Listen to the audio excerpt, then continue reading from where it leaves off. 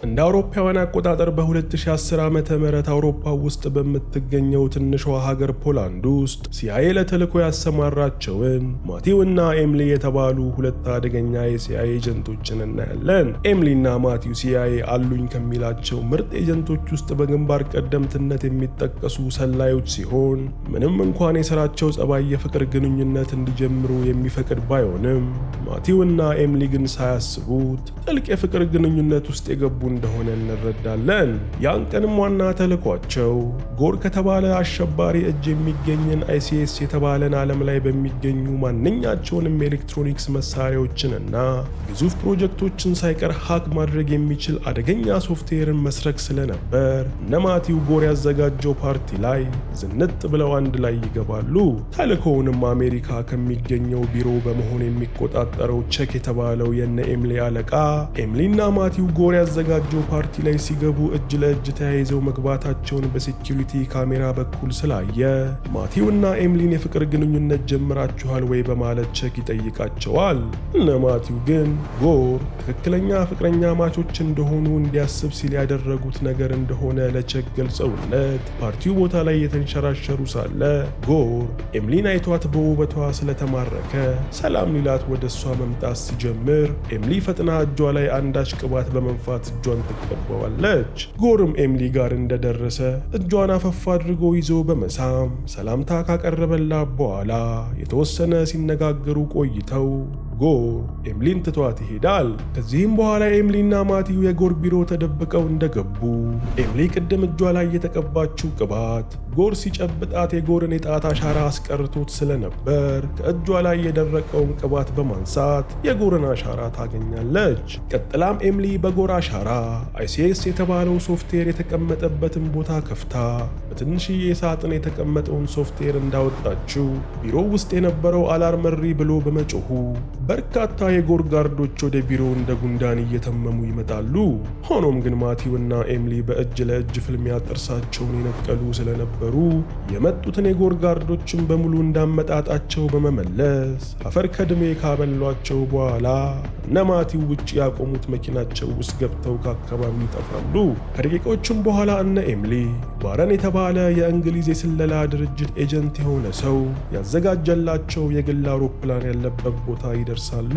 ማቲውም ባረን ማለት የኤሚሊ የድሮ ፍቅረኛ እንደነበር ያውቅ ስለነበር ከመኪናው ወርደው እንደተገናኙ ማቲውና ባረን በነገር ሲወራረፉ ቆይተው ኤሚሊና ማቲው ባረንን ተሰናብተው ብቻቸውን አውሮፕላን ውስጥ ይገባሉ። አውሮፕላን ውስጥ እንደገቡ ማቲው ተልዕኳቸው በተሳካ ሁኔታ መፈጸማቸውን ተከትሎ ሻምፓኝ በመጠጣት እንዲያከብሩ ኤሚሊን ሲጠይቃት ኤሚሊ ግን ሻምፓኝ እንደማትጠጣ ለማቲው ትነግረዋለች። ማቲው ግን ኤሚሊ ሻምፓኝ እንደ ነፍሷ የምትወደው መጠጥ መሆኑን ያውቅ ስለነበር ምን ሆና እምቢ እንዳለችው እንድትነግረው ሲያስጨንቃት ኤሚሊም ስታሰላስል ቆይታ ነፍሰ ጡር እንደሆነች ታሳውቀዋለች። ቀጥላም ማቲው ያምናት ዘንድ ሰሞኑን ምርመራ ያደረገችባቸውን የእርግዝና መመርመሪያ መሳሪያዎች ስታሳየው ጊዜ ማቲው ምንም እንኳን መጀመሪያ ላይ ቢደነግጥም በኋላ ላይ ግን ደስ ብሎት ከሷ ጋር ቤተሰብ ቢመሰርት ደስታው እንደሆነ ይነግራታል። በመሃል ግን ኤሚሊ ነፍሰ ጡር በመሆኗ ወደ ላይ ይላትና ሽንት ቤት ልትገባ ስትል የበረራ አስተናጋጁ ሰውዬ ሽንት ቤቱ ስለተበላሸ አገልግሎት እንደማይሰጥ ለኤሚሊ ያሳውቃታል። ነገር ግን ማቲው 11 ሰዓት የሚፈጅ ጉዞ ላይ ሽንት ቤቱ መዘጋቱ ስላጠራጠረው ማቲው አስተናጋጁን በጥርጣሬ እያየው እያለ አስተናጋጁን ፈጥኖ ሽጉጥ በመመድረት ኤሚሊ ላይ ደቅኖ ማቲው የያዘውን የአይሲኤስ ሶፍትዌር እንዲሰጠው ይጠይቀዋል። ይህን ጊዜም ማቲው ይዞት የነበረውን ሶፍትዌር ለአስተናጋጁ ሲወረውርለት አስተናጋጁም ሶፍትዌሩን ለመቅለብ ብሎ በመዘናጋቱ ኤሚሊ ፈጥና ከአስተናጋጁ እጅ ታመልጥና ማቲው ደግሞ ዘሎ አስተናጋጁ ላይ በመከመር ከአስተናጋጁ ጋር ይደባደቡ ይጀምራሉ። ከመቅጽበትም ተበላሽቷል ከተባለው ሽንት ቤት ውስጥ ሽጉጥ የያዙ ሰዎች በመውጣታቸው ኤሚሊ ከሽንት ቤት ከወጡት ሰዎች ጋር ገጥማ እጅ በእጅ መፋለሟን ትቀጥላለች። በድብድቡም መሃል አስተናጋጁ የወደቀ ሽጉጥ አንስቶ ኤሚሊንን ሊመታት ሲል ማቲው ገፍትሮ ኢላማውን ስላሳተው ጥይቱ በኤሚሊ ምትክ የአውሮፕላን አብራሪውን ፓይለት ጭንቅላቱን መታ ትገድለዋለች። ይህን ተከትሎም አውሮፕላኑ ከቁጥጥር ውጭ ሆኖ ቁልቁል መምዘግዘግ ስለጀመረ አስተናጋጁ አይሲኤስ ሶፍትዌሩን የያዘውን ትንሽዬ ሳጥን በእጁ ያስገባል። ያስገባል። ቀጥሎም አስተናጋጁ አውሮፕላን ውስጥ የነበረውን አንድ ፓራሹት ከመያዙ አውሮፕላኑ ተምዘግዝጎ አንድ የተራራ ጫፍ ጋር ይጋጭና አውሮፕላኑ አንድ ጎኑ ተቦትርፎ አስተናጋጁ አይሲኤስ ሳጥኑን እንደያዘ ከአውሮፕላኑ ተስቦ ይፈጠፈጣል። ማቲውም አውሮፕላኑ ሊከሰከስ እንደተቃረበ ያይና አስተናጋጁ ጥሎት የተፈጠፈጠውን ፓራሹት በማንሳት ለኤምሊ አጥልቆለት ሲያበቃ ኤምሊ የእሷንና በማህፀኗ ያለውን ሕፃን ነፍሰ ጡር እንድታተርፍ ያዛታል። ኤምሊ ግን ከልቧ የምትወደውን ማቲውን ጥላው እንደማትሄድ በማሳወቅ ማቲውን አጥብቃ ካቀፈችው በኋላ ሁለቱም ከአውሮፕላኑ ዘለው በመውረድ ፓራሹታቸውን ዘርግተው ከመከስከስ ይድናሉ። ማቲውና ኤምሊም በሰላም መሬት ላይ አርፈው ትንሽ እንደተረጋጉ ማቲው ልጃቸውን በሰላም ማሳደግ ከፈለጉ ከስለላ ህይወት ሙሉ በሙሉ መውጣት እንደሚኖርባቸው ሀሳብ ያቀርባል። ኤምሊም ይህን እንደሰማች ከዚህ በኋላ ከማንም ጋር ካልተገናኙ አለቃቸው ቸክን ጨምሮ ድፍን ሲአይኤ በአውሮፕላን አደጋ እንደሞቱ ስለሚያምኑ ኤምሊ አዲስ ህይወት እንዲጀምሩ መስማማቷን ታሳውቀዋለች። ማቲውም በኤምሊ ሀሳብ በመስማማት ነገር ግን የኤምሊ እናት እሷ ሞታለች በመባሉ ልቧ ሊሰበር እንደሚችል ቢያሳስባትም ኤምሊ ግን ከእናቷ ጋር ያላት ቅርርብ ጥሩ ስላልነበር እናቷ ምንም እንደማትሆን ገልጻለት አዲስ ህይወታቸውን በጋራ ለመኖር ይወስናሉ። ይህ ከሆነ ከ15 ዓመታት በኋላ ማቲውና ኤምሊ አሜሪካ አትላንታ ከተማ ውስጥ 2 ልጆች ወልደው ሰላማዊ ህይወትን እያጣጣሙ መኖር የጀመሩ ሲሆን የመጀመሪያ ልጃቸው አሊስ አመፀኛና ከቤተሰቡ ጋር የማትግባባ ሆና ስትወጣ፣ ሁለተኛው ልጃቸው ሊዮ ደግሞ አይናፋርና ከሰዎች ጋር ብዙም የማይቀራረብ ልጅ እንደሆነ እንመለከታለን። አንድ ቀንም ኤምሊና ማቲው ልጆቻቸው አሊስና ሊዮንን ወደ ትምህርት ቤት በመኪና እያደረሷቸው እያለ ኤምሊ ልጇ አሊሰን እንደ ድሮ ጊዜ እንድትቀርባቸው በማሰብ ማታ አንድ ላይ ተሰብስበው የቤተሰብ ፊልም ሲኒማ ቤት እንዲያዩ ሀሳብ ብታቀርብም አሊስ ግን ምሽት ላይ ከጓደኞቿ ጋር ቀጠሮ እንዳላት ገልጻ መገኘት እንደማትችል ታሳውቃታለች። ትምህርት ቤቱ ጋርም ደርሰው ልጆቻቸው ከመኪና እንደወረዱ አሊስ በቀጥታ ቦይፍሬንዷ ጋር በመሄድ እጁን ይዛው ማውራት ይጀምራሉ። ኤምሊም ልጇ አሊስ የምታደርገውን ነገር ከርቀት በማየቷ በቦርሳው ይዛው የነበረውን አጉሊ መነጽር በመጠቀም አሊስን ከሩቅ መሰለሏን ትቀጥላለች። በመሃልም የአሊስ ቦይፍሬንድ አሊስን ከንፈሯን በመሳሙ ኤምሊ ደንግጣ ነገሩን ለማቲው ስትነግረው ማቲውም አጉሊ መነጽሩን ከኤምሊ ላይ ተቀብሎ በብስጭት መመልከት ይጀምራል። ሆኖም ግን አሊስ እናትና አባቷ መኪና ውስጥ ሆነው በአጉሊ መነጽር ሲከታተሏት ከርቀት በማየቷ አሊስ ስልክ ደውላ ቤተሰቦቿ ላይ ስትጮህባቸው እነ ማቲውም ድርጊታቸው አሳፍሯቸው ከአካባቢው ፈጥነው ዘወር ይላሉ። ወላጅ ማን ነው? እነሱ አይደሉ እንዴ? ለጥፎ አይለቋትም። ያን ምሽትም ኤምሊ ልጇ አሊስ ከጓደኞቿ ጋር ጥናት ብላ በመውጣቷ ኤምሊ አሊስ ዋሽታ ሌላ ቦታ እንደሄደች ተሰምቷት በብስጭት እየተብከነከነች ሳለ አሊስ ቤት ትታው የሄደችው ላፕቶፕ ላይ የመልእክት ኖቲፊኬሽን ሲገባ ኤምሊ ትሰማለች። ኤምሊም ለልጇ አሊስ ማን መልእክት እንደሚልክላት ልታይ ስለፈለገች ቀስ ብላ ሄዳ ላፕቶፑን ልትከፍተው ስትል ባሏ ማቲው ደርሶ ምን እያደረገች እንደሆነ ኤምሊን በመጠየቅ ያሳፍራታል። ኤምሊ ግን ልጇ አሊስ ወዴት እንደሄደች ልታጣራ እንደሆነ ለማቲው በመንገር የአሊስን ላፕቶፕ ከፍታ አሊስ ከዚህ በፊት የተጻጻፈቻቸውን መልእክት ስታይ አሊስ ከጓደኞቿ ጋር ኬሚካል አፖካሊፕስ የተባለ ቦታ እንዲገናኙ እንደተቀጣጠረች ያነባሉ። ኤምሊና ማቲውም ኬሚካል አፖካሊፕስ ምን እንደሆነ ግራ ገብቷቸው ሲነጋገሩ የሰማቸው ልጃቸው ሊዮም ኬሚካል አፖካሊፕስ ማለት አትላንታ ውስጥ የታወቀ ወጣቶች ዘና የሚሉበት ክለብ እንደሆነ ይነግራቸዋል። እነ ማቲውም ይህን እንደሰሙ ልጃቸው አሊስ ጥናት ብላ ወጥታ ክለብ መሄዷ ስላበሳጫቸው ፈጥነው መኪናው ውስጥ በመግባት ኬሚካል አፖካሊፕስ ወደ ተባለው ክለብ በመገስገስ ሲደርሱ ክለብ ውስጥ ልጃቸው አሊስን እሽኮለሌ እያለች ይመለከቷታል። እነ ኤምሊም በንዴት በቀጥታ ወደ አሊስ በመሄድ አሊስን አሁኑኑ ተነስታ አብራቸው እንድትመጣ ሲያዟት አሊስ ቤተሰቦቿን ፍጹም ያልጠበቀችው ቦታ በማግኘቷ ተረናግጣ አብራቸው ለመሄድ ከመነሳቷ ከአሊስ ጋር የነበሩ ወጠጤ ጎረምሶች የአሊስን ቤተሰቦች ክለቡን ለቀው እንዲወጡ በንቀት ይናገሯቸው ይጀምራሉ። ሆኖም ግን አንደኛው ወጠጤ አሊስ ከቤተሰቦቿ ጋር ልትሄድ ስትል እጇን አፈፍ አድርጎ በመያዝ ከፈለጉ እነሱ ይሂዱ ብሎ ለነማቲው ያለውን ንቀት በማሳየቱ ኤምሊ ደሟ ፈልቶ ወጠጤውን ጎረምሳ ጉሮሮ ላይ ብላ አየር ካሳጠረችው በኋላ አናቱን ከጠረጴዛ ጋር በማጋጨት ትዘርረዋለች። ታባቱ ልጃችሁንም እንዲህ ነው መለጣጠፍ። በዚህም ጊዜ በኤሚሊ የተደበደበው የወጠጤው ጓደኞች የሆኑት በሙሉ ሆ ብለው ኤሚሊና ማቲው ላይ ጥቃት ሊሰነዝሩ ሲሞክሩ እነ ማቲው ምስል ላይ በነበሩ ጊዜ ያላቸው ብቃት አሁንም መኖሩን በሚያረጋግጥ ሁኔታ ሁሉንም ዶግ አመድ አድርገው ደብድበው ክለብ ውስጥ ያለውን ሰው በሙሉ አይኑን እነሱ ላይ እንዲተክል ያደርጉታል። ሆኖም ግን ከወጠጤዎቹ መሃል አንደኛው ጎረምሳ ድብድቡን በሙሉ በሞባይሉ ሲቀርስ ስለነበር ማቲው ይሄን ቪዲዮ ሶሻል ሚዲያ ላይ እንዳይወጣ አስቦ ከጎረምሳው ላይ ሞባይሉን በመውሰድ የተቀረጹትን ቪዲዮ አጥፍቶ ልጃቸው አሊስን በመያዝ ወደ ቤት ይሄዳሉ። መኪና ውስጥም እያሉ ኤሚሊና ማቲው የተፈራረቁ ልጃቸው አሊስ ላይ ሲጮህቧት ቆይተው አሊስ ለሚቀጥለው 1 ወር ትምህርት ቤት ከመሄድ ውጪ ከቤት መውጣት እንደማይፈቀድላት በመንገር ቅጣቷን ያሳውቋታል። አሊስም ይህን እንደሰማች ሃይስኩል ጨርሳ ኮሌጅ በመግባት ከነሱ የምትለይበት ጊዜ እንደ ሰማይ እንደራቃት በመግለጽ አሁንም አመፀኝነቷን ታሳያቸዋለች። በርበሬ ለምን አታጥኗትም? ቆይ እንዴት አባቷ ነው የሚያረጋት?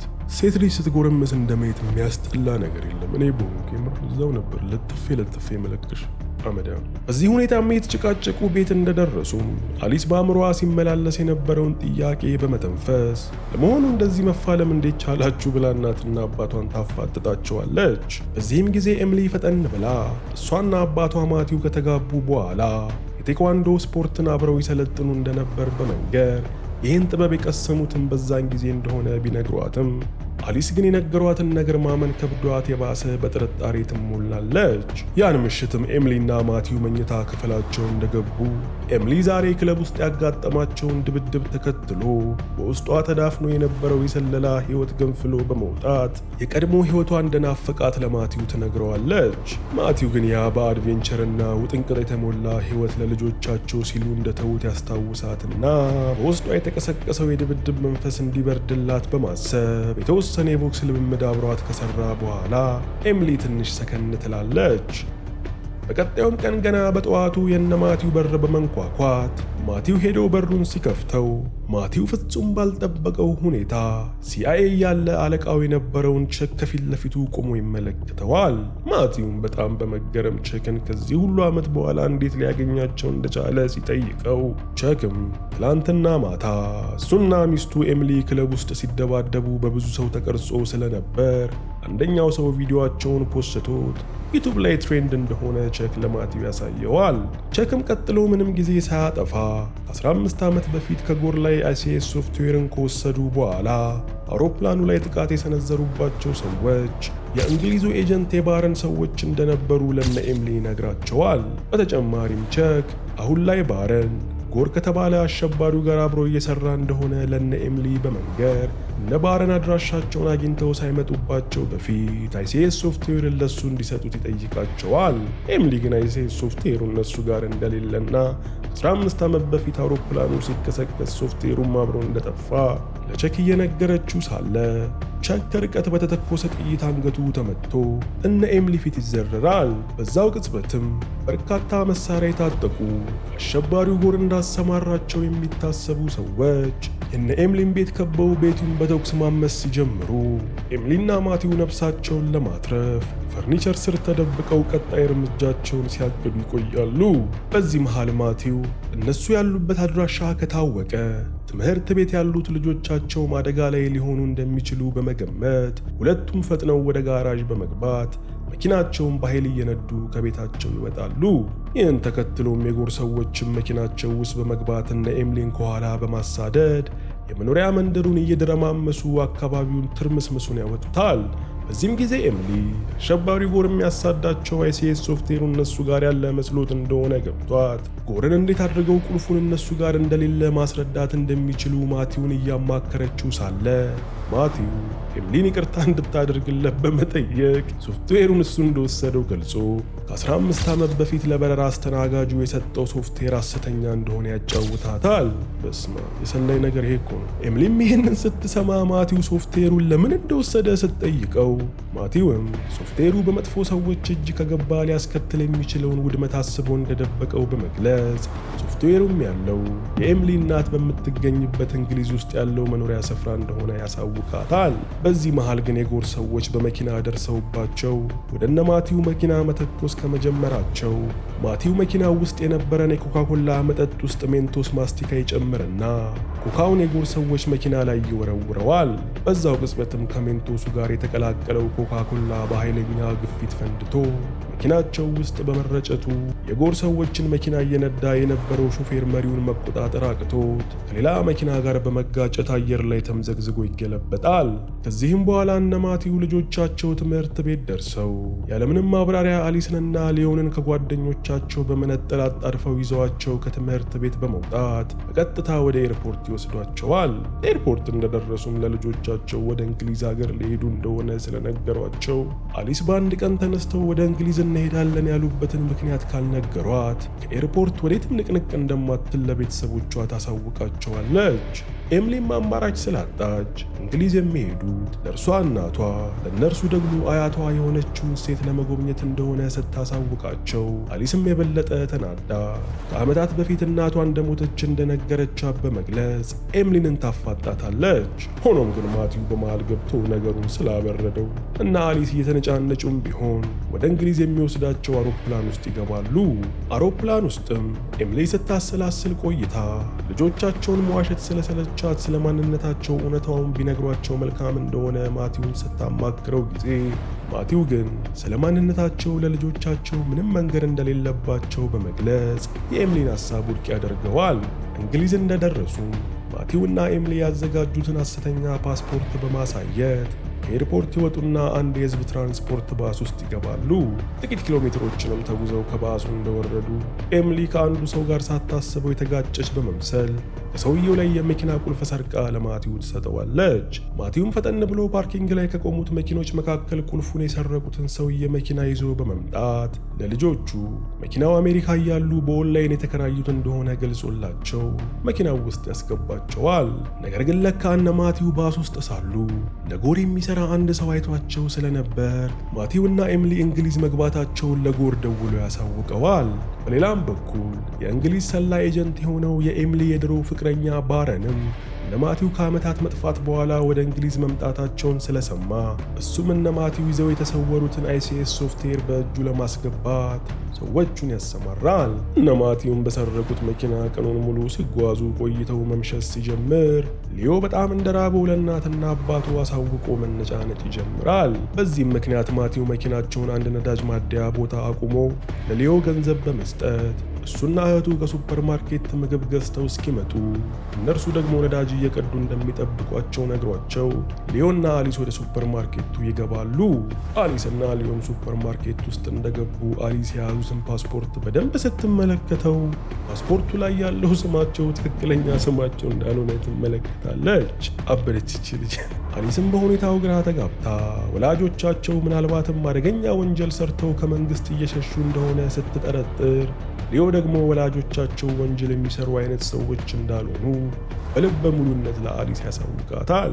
ውጭም ላይ ማቲውና ኤምሊ ቀጣይ እርምጃቸው ምን መሆን እንዳለበት እየተነጋገሩ ሳለ ፍጹም ባልጠበቁት ሁኔታ እንግሊዝ መምጣታቸውን አውቀው ሲከታተሏቸው የነበሩት የጎር ሰዎች በሞተር ሳይክል ደርሰው እነ ማቲውን ይከቧቸዋል።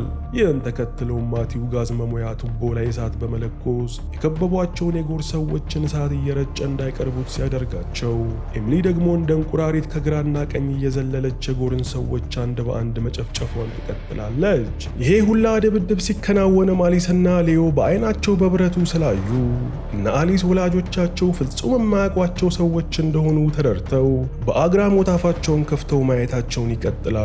እነ ማቲውም የጎር ሰዎችን ደብድበው እንደዘረሩ ልጆቻቸውን ፈጥነው መኪና ውስጥ አስገብተው ሊሄዱ ሲሉ አንደኛው የጎር ሰው ከወደቀበት ተነስቶ ሽጉጥ ለመተኮስ ስለተዘጋጀ ኤምሊ ፈጥና መኪናዋን አሽከርክራ ባለ ሽጉጡን በመርጨት ወደ እናቷ ቤት መገስገሳቸውን ይቀጥላሉ።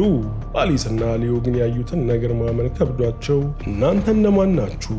ሊያጠቋችሁ የመጡትም ሰዎችስ ምንድናቸው? በማለት እየተጫዋጫሁ እናትና አባታቸውን በጥያቄ ማጣደፍ ይጀምራሉ። በዚህ መሃል ግን ኤሚሊ የእንግሊዙ ኤጀንት ባረን እነሱ ወዳሉበት ስፍራ በመኪና ሲመጣ ተያይተው ስለተላለፉ ባረንም መኪናውን አዙሮ እና ኤሚሊንን ከኋላ መከተል ይጀምራል። በዛው ቅጽበት ግን ማቲው በመኪናው መስኮት በኩል ብቅ ብሎ በመውጣት ከጎናቸው ሲሄድ የነበረን ረጃጅም ቱቦዎችን የጫነ የጭነት መኪና ላይ በመተኮስ ቱቦዎቹ የታሰሩበትን ሰንሰለት ይበጥሰውና ረጃጅሞቹ ቱቦዎች አስፓልቱ ላይ በመውደቃቸው የነባረንን መንገድ ሲዘጉት እነ ኤሚሊ ግን ያለ አንዳች አሳዳጅ ወደ እናቷ ቤት ጉዟቸውን ይቀጥላሉ። ሌሊቱ ሙሉ ሲጓዙ አድረውም ጠዋት ላይ እነ ኤሚሊ የሀብታም መኖሪያ ቤት እንደሆነ የሚያስታውቅ ሰፊ ግቢ አግኝተው ወደ ውስጥ ይገባሉ። በዚህም ጊዜ አሊስና ሌዮ በግቢው ስፋት ተደመው እስከዛሬ ድረስ እናታቸው ኤሚሊ ሀብታም አያት እንዳላቸው ለምን እንዳልነገረቻቸው እያወሩ ከመኪናው እንደወረዱ አንድ የተኩስ ድምፅ ይሰሙና ሁሉም ደንብረው ሳለ ትልቅዬ ወፍ ከሰማይ ተምዘግዝጋ መሬት ላይ ዱብ ይላል።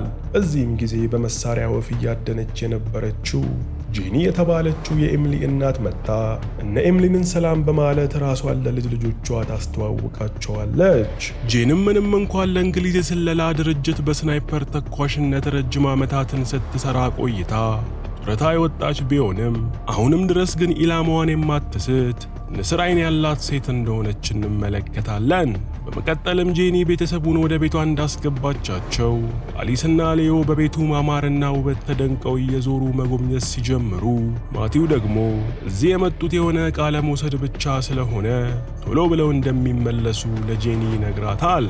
ጄኒ ግን ቤተሰቡ የተገናኘው ከረጅም ዓመታት በኋላ ስለሆነ የተወሰነ ቆይተው እንደሚሄዱ እየነገረቻቸው ሳለ አንድ ልጅ እግር ወጣት ከሌላ ክፍል እየተንጎራደደ መጥቶ ጄኒን ግጥም አድርጎ ከንፈሯን ይስማታል። እነ ማቲውም ባዩት ነገር ተረጋግጠው ሳለ ጄኒ መሳሳሟን አቁማ አጠገቧ ያለው ጎረምሳ ናይጅል የተባለ ጎበዝ የኮምፒውተር ፕሮግራመር ሲሆን የምትወደው ፍቅረኛዋ እንደሆነ በመንገድ ታስተዋውቃቸዋለች። በሌላም በኩል ባረን ባሰማራቸው ሰዎች በኩል ክትትሉን አጠናክሮ በመቀጠሉ የባረን ረዳት የሆነች አንዲት ሴት መጣ ሳተላይት ላይ ባገኙት መረጃ መሰረት ማቲው ሲነዳው የነበረው መኪና ከነሱ ብዙ ኪሎ ሜትሮች ርቀት ላይ የሚገኝ መኖሪያ ግቢው ውስጥ ቆሞ እንደሚገኝ ታሳውቀዋለች። ይህን መረጃ ተከትሎም ባረን የመኖሪያ ባለቤቱ ማን እንደሆነ ሲያጣራ የቤቱ ባለቤት የጥንቷ የእንግሊዝ ሰላይ የጃኒ ቤት እንደሆነ እንዲሁም ጃኒ ማለት የኤሚሊ ወላጅ እናት እንደሆነች መረጃ ያገኛል።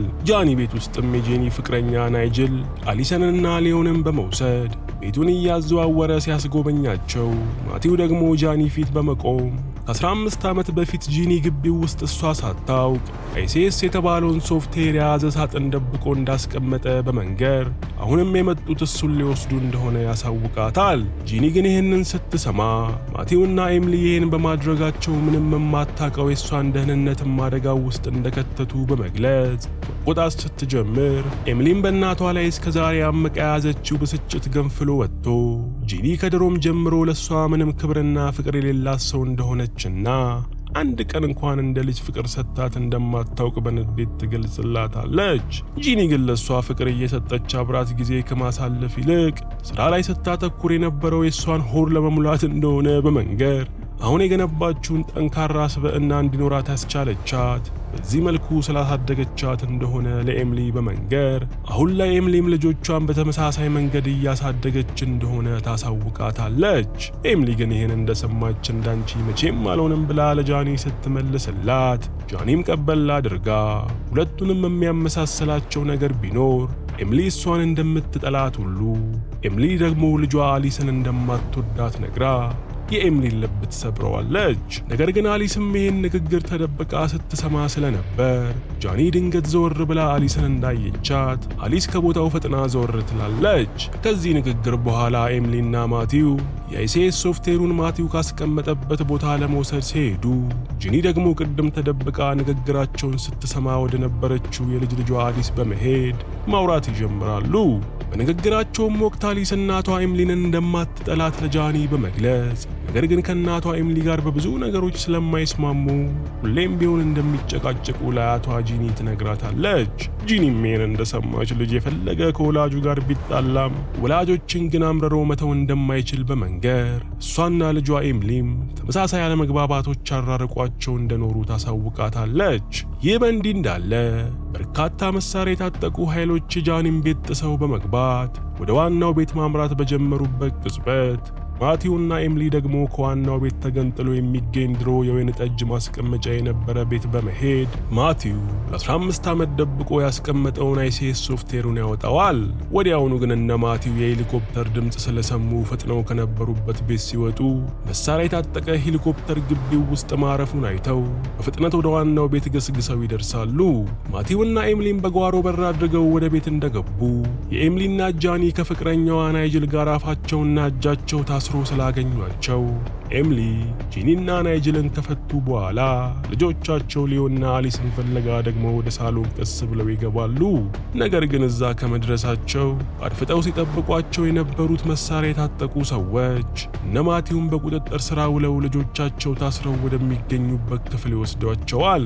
ሆኖም ግን ማቲው እሱና ቤተሰቡን ምንም እንዳይጎዷቸው ለከበቧቸው ሰዎች በመንገር ያለምንም ተቃውሞ አይሲኤስ ሶፍትዌሩን ወስደው እነሱን በሰላም እንዲተዋቸው ለሰዎቹ ይነግራቸዋል። በዚህ መሃል ግን ማቲውና ኤሚሊ ፍጹም ባልጠበቁት ሁኔታ ከቀናት በፊት ፊት ለፊታቸው በስናይፐር ተመትቶ ሲገደል ያዩት ሲአይኤ ያሉ አለቃቸው የነበረው ቸክ እየተንጎማለለ ወደ እነሱ በመምጣት አይሲኤስ ሶፍትዌሩን ከማቲው ላይ ይወስድበታል።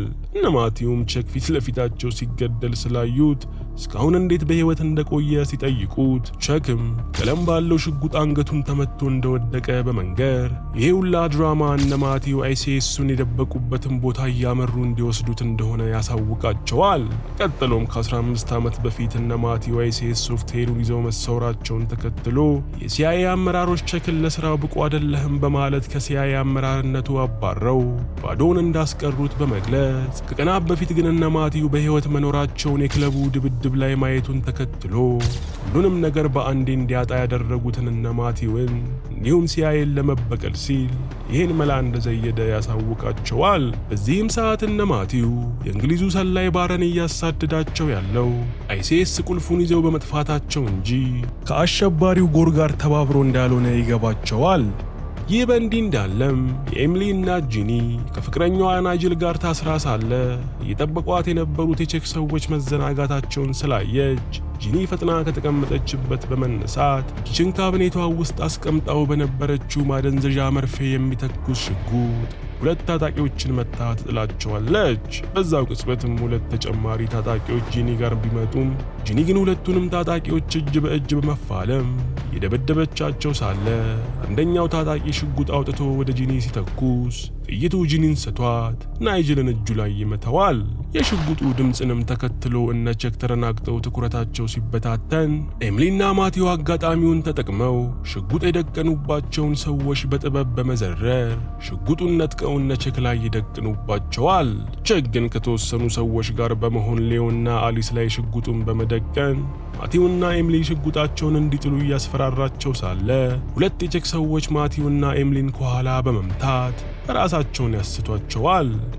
ከተወሰኑ ደቂቃዎች በኋላ ማቲውና ኤሚሊ ራሳቸውን እንዳወቁ ጂኒ አጠገባቸው መታ ቸክ አሊስና ሊዮን ይዞ በሄሊኮፕተር ይዞ እንደሄደ ታሳውቃቸዋለች።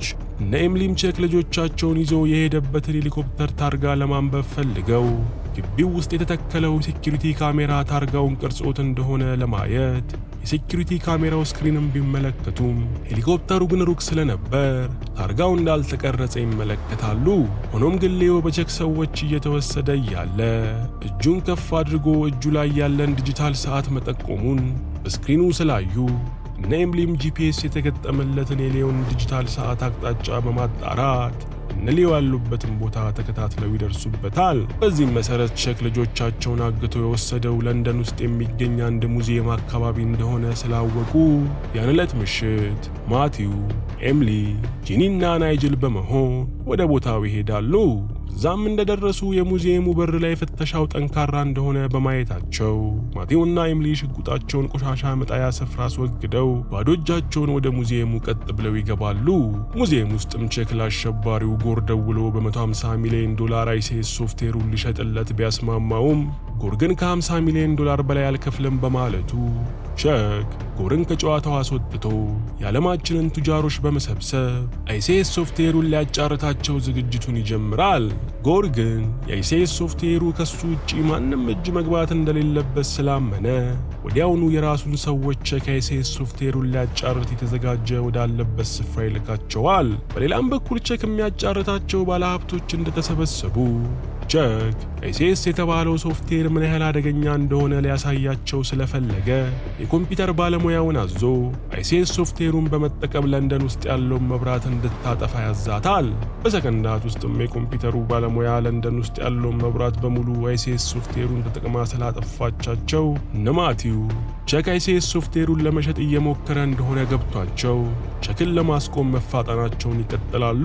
ማቲውና ኤሚሊም ቼክ ሊሆን የሚችለው የሙዚየሙ የመጨረሻ ፎቅ ላይ እንደሆነ በማሰብ ወደዛ በሊፍት ማምራት እንደጀመሩ ቼክ ደግሞ ገዢዎቹን ለማስደመም በእንግሊዝ መንግስት ቁጥጥር ስር ያለውን እንግሊዝን የከበባትን የፓሲፊክ ውቅያኖስን ገድቦ የያዘውን የብረት አጥር አይሲስ ሶፍትዌሩን ተጠቅሞ ዝቅ እንዲል በማድረግ ሶፍትዌሩ ምን ያክል አደገኛ ሊሆን እንደሚችል ያሳያቸዋል። በዚህ ጊዜ ሶፍትዌሩን ሊገዙ የተሰበሰቡት ባለሀብቶች በሙሉ ሶፍትዌሩ ያለው ሰው ዓለምን እንደሚቆጣጠር ስለገባቸው ጨረታቸውን በከፍተኛ ገንዘብ ጀምረው ሲደራደሩ ከቆዩ በኋላ በመጨረሻም አንደኛው ባለሀብት ጨረታውን በ250 ሚሊዮን ዶላር በማሸነፍ አይሲስ ሶፍትዌሩን የግሉ ያደርገዋል። እነ ማቲውም በበኩላቸው በሊፍቱ ተጉዘው ህንፃው ጫፍ ላይ እንደደረሱ ከፊታቸው ያገኟቸውን በርካታ የቼክ ጋርዶችን በመደብደብ ዶግ አመድ አድርገዋቸው እንዳበቁ የእንግሊዙ ኤጀንት ባረን ከግብረ አበሮቹ ጋር በመሆን ስፍራው ላይ ይደርሳል። ባረንም ማቲውና ኤሚሊን እንዳያቸው ከዓመታት በፊት አይሲስ ሶፍትዌሩን ይዘው በመጥፋታቸው ሲያሳድዳቸው እንደኖረ ሲነግራቸው ጊዜ ኤሚሊም እስከዛሬ የተፈጠረውን ነገር በሙሉ ለባረን በመንገር አሁን ላይ ሊያስቆሙት የሚገባው ወንጀለኛ ቼክ እንደሆነ ያሳውቁታል። ባረንም በነማቲው ሐሳብ በመስማማት ቼክና ባለሀብቶቹ ሰዎች ያሉበት ቦታ በመግባት ባረን በጨረታ ላይ የነበሩትን ባለሀብቶች በቦክስ እየነረተ መሬት ላይ ሲያጋድማቸው ቼክ ግን ፈጥኖ ከህንፃው በመሸሽ አብረው ያሉት ጋርዶቹ ሊዮና አሊስንን ጀልባ ላይ እንዲጭኗቸው በማዘዝ ቼክ ከጋርዶቹና ከነሊዮ ጋር ጀልባውን ይዞ መፈትለክ ይጀምራል። እነ ማቲውም ቼክ ሳያመልጣቸው በፊት ሊደርሱበት ሲሮጡ በመንገዳቸው ላይ አሸባሪው ጎር ካሰማራቸው ሰዎች ውስጥ አንዱ ተደንቅሮ እነ ማቲው አይሲስ ሶፍትዌሩን እንዲያመጡ እየጠየቃቸው ሳለ አረሱ ይዞት እየሄደ ነው። እዛ የጎር ሰው ላይ ጂኒ ከርቀት የስናይፐር ጨረር በማምራት መሳሪያ እንደደቀነችበት ታሳየዋለች። በዚህም ጊዜ ሰውየው ሽጉጡን ዝቅ አድርጎ እነ ማቲውን ሲለቃቸው እነ ማቲውን በአቅራቢያቸው ያገኙት ሞተር ሳይክል ላይ በመሳፈር በጀልባ እያመለጠ ካለው ቼክ አንጻር በሚገኝ አስፓልት በመንዳት ይከተሉት ይጀምራሉ። ሆኖም ግን ሌሎች የጎር ሰዎችም ሞተር በመያዝ ማቲውና ኤሚሊ አይሲስ ሶፍትዌሩን የያዙ መስሏቸው እነ ማቲውን ማሳደዳቸውን ስለቀጠሉ ማቲውና ኤሚሊ በተለያየ አቅጣጫ ሞተራቸውን በመንዳት ማቲው ከአሳዳጆቹ ሲያመልጥ ኤሚሊ ደግሞ አሳዳጇን ከነሞተሩ ገፍትራ እንዲገለበጥ በማድረግ ታስወግደዋለች። በመቀጠልም ኤሚሊ ሞተሯን ይዛ ባህር ዳርቻው ጋር እንደደረሰች የቆመ ጀልባ አስነስታ ባሏ ማቲውንም ከጫነችው በኋላ ቼክን ማሳደዳቸውን ሲቀጥሉ ቼክም አይሲስ ሶፍትዌሩን ለያዘችው የኮምፒውተሯ ባለሙያ ሴት በመደወል አሁኑኑ ሶፍትዌሩን ይዛ ካለችበት ህንፃ በመውጣት እንድትሸሽ ማሳሰቢያ ይሰጣታል። የኮምፒውተር ባለሙያውም ቼክ እንዳዘዛት ከህንፃው ቀስ ብላ በመውረድ መኪናው ውስጥ ገብታ መንዳት ከመጀመሯ የጂኒ ፍቅረኛ ናይጅል ሴቲቱን ለቼክ የምትሰራ እንደሆነች ስላወቀ እሱም መኪናውን አስነስቶ የሴቷን መኪና በኃይል በመግጨት ሴቲቱን ራሷን እንድትስት ያደርጋታል። በዚህም ጊዜ ጂኒ ፍቅረኛዋ ናይጅል አይሲስ ሶፍትዌሩን በእጁ እንዳስገባ ስታይ ጊዜ ጂኒ ናይጅልን ውቅያኖሱን ገድቦ ይዞ የነበረው የብረት አጥርን ሙሉ በሙሉ ዝቅ ብሎ ውቅያኖሱ እንግሊዝን ከማጥለቅለቁ በፊት አጥሩን በቦታው እንዲመልሰው ታዘውና ናይጅልም ከብዙ ሙከራ በኋላ ተሳክቶለት አጥሩን ወደ በፊት ሁኔታው ይመልሰዋል። እነ ማቲውም በበኩላቸው ለረጅም ደቂቃዎች ከቼክ ጋር እንደ ሌባና ፖሊስ ሲሳደዱ ከቆዩ በኋላ ማቲውና ኤሚሊ የቼክ ጀልባ ላይ ስለደረሱበት ማቲውና ኤሚሊ የነሱን ጀልባ ትተው የቼክ ጀልባ ላይ በመውጣት ቅልጥ ያለ ድብድብ ከቼክ ጋርዶች ጋር ማድረግ ይጀምራሉ። ሆኖም ግን የቼክ ጋርዶች ከነማቲው ጋር በብቃት የሚመጣጠኑ ስላልነበሩ እነማቲው በቀላል ተደብድበው ውሃው ውስጥ ይጣላሉ። ቀጥሎም እነማቲው ለልጆቻቸው ሌዮና አሊስ መንሳፈፊያ ጃኬት ካደረጉላቸው በኋላ ወደ ውሃው በመወርወር ከቼክ ጀልባ ላይ አውርደዋቸው ሲያበቁ ማቲውና ኤምሊ ቼክን ከግራና ቀኝ በማጣደፍ አፈር ከድሜ አብልተው ጀልባ ላይ ይጥሉታል። ነገር ግን የቼክ ጀልባ ውቅያኖሱን ወደ ጋረደው የብረት በር የተምዘገዘገ እንደሆነ ሲመለከቱ ጊዜ ማቲውና ሚስቱ ኤምሊን ፈጥነው ከጀልባው በመዝለል ውሃው ውስጥ ሲገቡ ቼክ ግን ከነጀልባው ተምዘግዝጎ ከብረት አጥሩ ጋር በመጋጨቱ ጀልባው በእሳት ተንበልብላ በኃይል ትጋያለች። ይህ ከሆነ ከጥቂት ሳምንታት በኋላም የነ ኤምሊ ሙሉ ቤተሰቡ ወደ አሜሪካ ተመልሶ በመምጣት አሊስ የምታደርገውን የትምህርት ቤት የኳስ ግጥሚያ ትምህርት ቤት ሄደው እየደገፉ ሳለ አሊስ የማሸነፊያዋን የፍጹም ቅጣት ምት አስቆጥራ ሙሉ ቤተሰቡን በማስፈንደቅ አንድ ላይ ተቃቅፈው ሲጨፍሩ እንዲቆዩ ታደርጋቸዋለች። በመጨረሻም ከግጥሚያው በኋላ ማቲውና ኤምሊ ለብቻቸው የተወሰነ ጊዜ ለማሳለፍ መኪናው ውስጥ ሲገቡ የእንግሊዙ ሰላይ ባረን እየጠበቃቸው ያገኙትና ምን አባቱ ሊሰራ ወደ አሜሪካ እንደመጣ ሲጠይቁት ባረንም ቼክን ከፈነዳው ጀልባው ውስጥ እንዳላገኙት ገልጾ ቼክ ስላልሞተ ተደብቆ ካለበት ፈልፍለው እንዲያገኙት ስራ ሊሰጣቸው እንደመጣ ሲገልጽላቸው እያየን ታሪካችን ያልቃል።